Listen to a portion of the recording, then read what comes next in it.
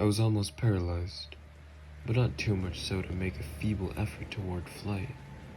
A backward stumble which failed to break the spell in which the nameless, voiceless monster held me.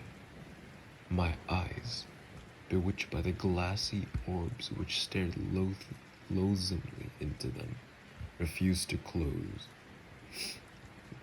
though they were mercifully blurred, and shewed the terrible object but indistinctly after the first shock. I tried to raise my hand to shut out at the sight, yet so stunned were my nerves that my arm could not fully obey my will. The attempt, however, was enough to disturb my balance, so that I had to stagger forward several steps to avoid falling.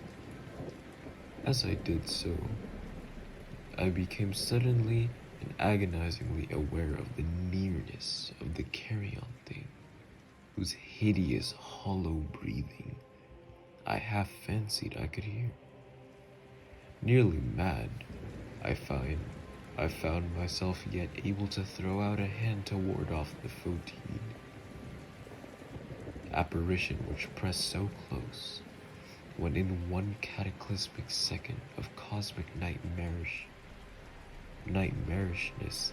and hellish accident, my fingers touched the rotting, outstretched paw of the monster beneath the golden arch. I did not shriek, but all the fiendish ghouls that ride the night wind shrieked for me, as in that same second there crashed down upon my mind a single and fleeting avalanche of soul-annihilating memory. I knew in that second all that had been. I remembered beyond the frightful castle and the trees, and recognized the altered edifice in which I now stood.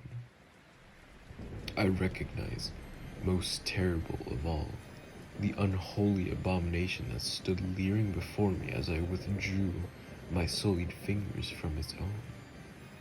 But in the cosmos there is balm, as well as bitterness, and that balm is nepenthe.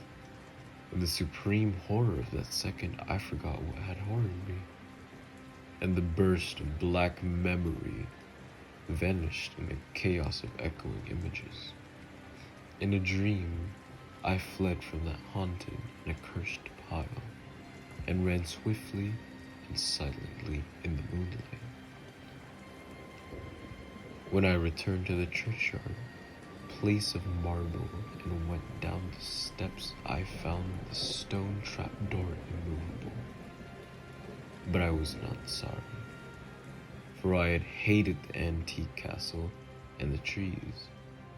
Now I ride with the mocking and friendly ghouls on the night wind, and play by day amongst the catacombs of Nephrin Ka in the sealed and unknown valley of Hadath by the Nile. I know that light is not for me, save that of the moon over the rock tombs of Neb, nor the gaiety, save the unnamed feast of Nitocris beneath the Great Pyramid. Yet in my new wildness and freedom, I almost welcome the bitterness of alienage. For although Nepenthes caught me, I know always that I am an outsider, a stranger in this century, and among those who are still men. This I have known ever since I stretched my fingers to the abomination within that great gilded frame. Stretched out my fingers and touched a cold, unyielding surface of polished glass.